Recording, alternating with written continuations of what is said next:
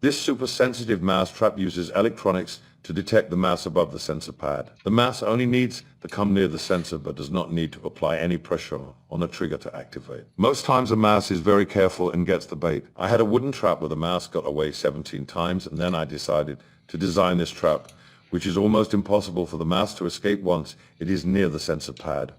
The trap is virtually foolproof. I have been testing it a lot with my pet hamster and it gets caught every time. I then let it out simply by pulling the slide door, but then it wants to go back in and is very curious how the trap works. I think it really likes it a lot since it is a bit of a game. Kids will love this if they have a pet hamster or pet mouse. It's really a live capture trap, and the slide drawer is easy to clean since there are no electronics attached to the slide door. Also, everything is clear so you can see all the action. Perhaps this is the world's best mouse trap or hamster trap. If your hamster has ever lost, this trap should do the trick.